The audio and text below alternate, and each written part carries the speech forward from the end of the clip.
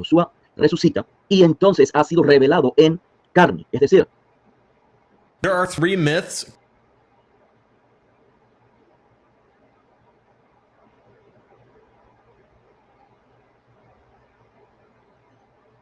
Ok.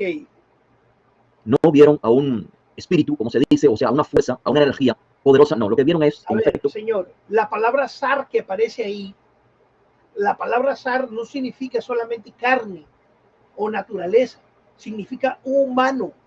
Eso es lo que significa. Cuando la palabra dice, se fue manifestado en carne, lo que está diciendo el texto, la palabra carne en la Biblia, la palabra zar, que utiliza en el griego koiné, significa ser humano. Eso significa. Dios fue revelado en carne. ¿Revelado cómo? ¿De qué manera? ¿Revelado de qué? Entonces, ahí donde está el detalle, ¿no?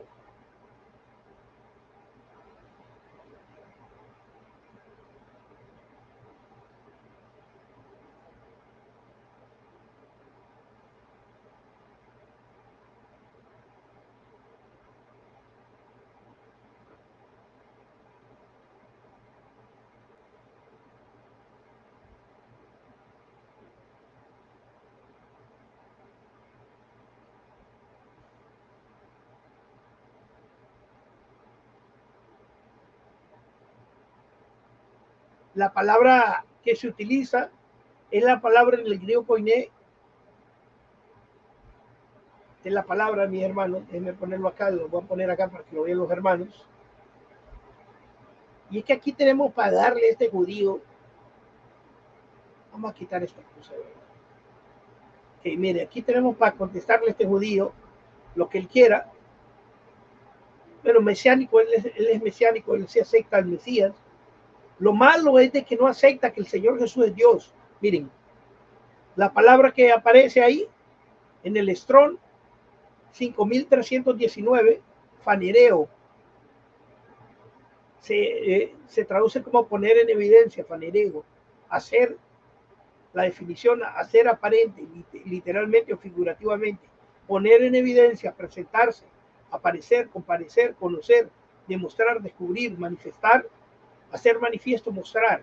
Como la definición es en la Reina Valera, como ven ustedes, las secciones de palabras que tienen, manifestar, manifiesto, mostrar. Pero ¿cómo le puedo mostrar a alguien que es una creación? Esa sería una buena pregunta, ¿no?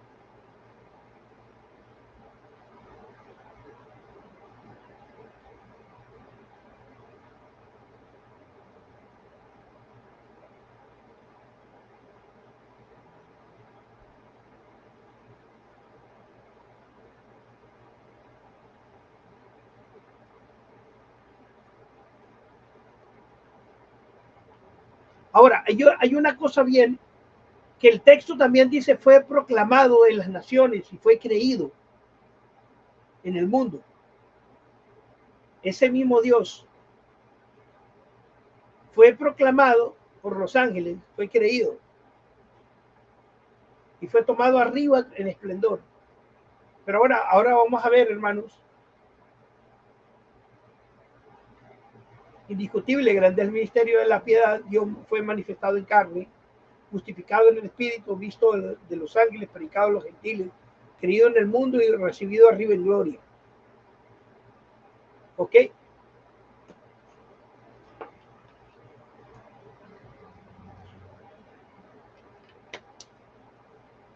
Y la palabra fue hecho manifiesto. Esta es la de fanereo.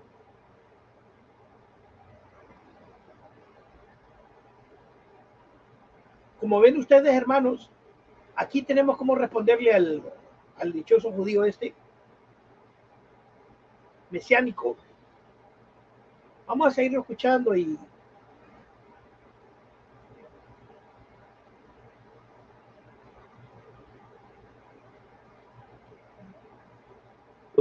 a Josué en cuerpo, en carne, resucitado.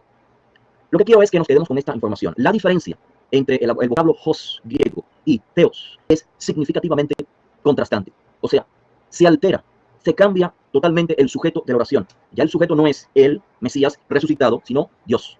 En fin, la primera correspondencia llamada a Timoteos, capítulo 3, el verso 16, no es un texto que sustente que el Mesías sea Dios mismo. Todo parece indicar que se trata de, en efecto, una alteración intencional por quienes querían divinizar a Jesús de Nazaret, a el Mesías. Bueno, la pregunta: ¿ha estudiado usted, conoce usted de cultura judía? ¿Ha estudiado patrística? ¿Conoce usted lo...?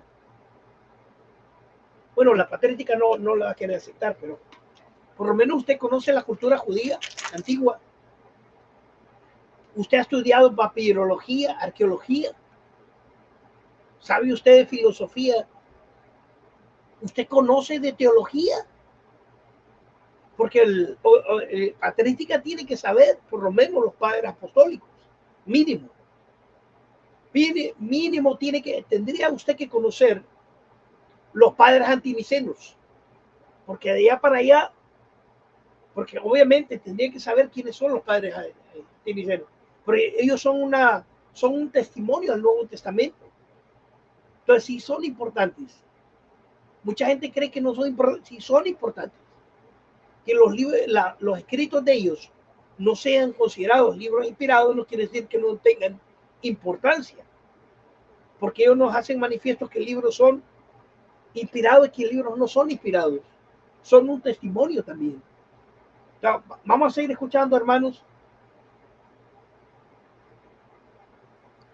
Ahora, tras este análisis que hemos hecho, quizás la mayoría llegase a la conclusión de que debemos de aceptar lo que digan los manuscritos antiguos o más antiguos en referencia a lo que digan los manuscritos posteriores. O sea, que lo más probable es que el texto original se haya reflejado más en los manuscritos antiguos que en los posteriores. Tiene idea, pero no es así de simple la deducción a la que podemos llegar. O sea, la antigüedad de los manuscritos no siempre garantiza autenticidad. Hay que considerar otras posibilidades a la hora de analizar los textos objetivamente y llegar a la conclusión de esta variante textual. ¿Cuál sería el texto original y cuál es el texto que fue alterado? Les decía, reafirmo, no nos podemos... Bueno, lo que ven ustedes, él dice que habría que considerar. La pregunta es, mi amigo, ¿qué es lo que debemos de considerar nosotros? Según su forma de pensar, bueno, ¿qué podríamos considerar? Considerar lo que dice usted, pero ¿quién es usted? ¿Qué estudios profesionales tiene usted para tomarlo en cuenta? ¿Y por qué su palabra suya con la de nosotros? Ah, no, es que usted es judío, usted es israelita, usted es hijo de israelitas. ¿Y qué? ¿Y qué con eso? Si usted no sabe nada de patrística, no sabe nada de historia de la iglesia, no va a poder dominar ese tema. Es tan simple y sencillo. Vamos a seguir escuchando. quedar únicamente con lo que digan los manuscritos antiguos. Hay que analizar otras posibilidades. Por ejemplo, con Dios, que a Dios lo mataron.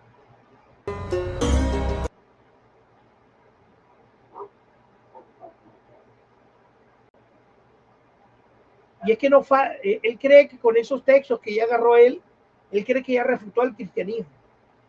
Es demasiado iluso de su parte pensar que usted, con agarrar dos textos de la Biblia y malinterpretarlos, usted cree que refutó toda una universidades que nosotros tenemos, seminarios de muchos años, con estudios profesionales de un montón de años. ¿Usted cree que ya lo refutó? Pues no, señor, no ha refutado nada ahí. Ese texto es el llamado Juan, capítulo 1, el verso 18. Y lo que ven primeramente en las notas es lo que traduce la Biblia de las Américas. Son traducciones, señores. Estos no son los textos originales, ni siquiera los manuscritos más antiguos. Estos son escritos en español, traducciones a español. Hay que ver lo que dicen los manuscritos, de los cuales se está traduciendo. ¿Bien? Entonces, la Biblia de las Américas dice que nadie ha visto jamás a Dios. El unigénito Dios está en el seno del Padre. Él le ha dado a conocer. Pero Reina Valera, que también es una traducción proveniente del mundo cristiano, dice algo diferente. En lugar de decir el unigénito Dios, dice el unigénito Hijo. O sea, hay una diferencia significativa en dependencia a cómo se lea el texto, ¿cierto? Entonces, vamos a analizar qué dicen los textos, señores, qué dicen los manuscritos de los cuales se está traduciendo. Como pueden apreciar, en este caso, la mayoría de los textos registran unigénito Hijo, no registran unigénito Dios. Repito. Entonces, él cuando dice unigénito Hijo, él cree que los textos de la Biblia están separando al Señor Jesús como Dios. Pero Juan 10:30 dice, el Padre y yo uno somos. Y hay una unidad. Usa la palabra Heis, que es una unidad, el Shema en hebreo, el Hat del Deuteronomio capítulo 6, versículo 4, que utiliza esa unidad, también la utiliza para Cristo en el Nuevo Testamento, en Gálatas capítulo 3, versículo 20. El mediador no lo es de uno solo, pero Dios es uno. Continuamos. La mayoría de los manuscritos, acá no se lo comparto evidentemente por cuestión de espacio, pero lo pueden ustedes indagar por sí mismos si desean. La mayoría de los manuscritos en griego registran la frase unigénito, hijo. Entre los manuscritos antiguos que figura la expresión unigénito Dios, está el Códice Alejandrino del siglo IV y el Códice, el Códice Alejandrino y el Códice Washingtoniano son los que registran, como ven las notas. Ok, el Códice Alejandrino dice que unigénito de Dios. La pregunta es, fíjense bien, la pregunta especial que hay aquí, Señor. La pregunta es, ¿por qué el Señor Jesucristo es hijo unigénito? Esa sería la pregunta. Porque si es un simple hombre, ¿por qué sería hijo unigénito? No sería hijo como cualquier otro ser humano, pero dice hijo unigénito. Así como dice Hebreos 1:3, que es la misma sustancia del Padre. Pero vemos que usted dice que es unigénito. La pregunta es, ¿de qué manera es unigénito? ¿De qué manera es? Porque si es un simple hombre, no puede ser unigénito. Sería igual que cualquier otro hijo. Pero dice unigénito. Hay algo especial en Cristo. ¿De qué manera es unigénito? Te dirá, no, es unigénito en el sentido de que es el único Mesías. Pero el texto no está hablando de eso. Incluso en las propias genealogías del Señor Jesús, cuando usted termina de leer Lucas y se empieza a resaltar y a mencionar todas las genealogías, regresa hasta el final que dice Hijo de Dios. O sea, finaliza ahí. Cierra todas las genealogías, cierran con Hijo de Dios. Para nombrar que es verdaderamente Dios y verdaderamente hombre. Y que viene a representar a todos los seres humanos.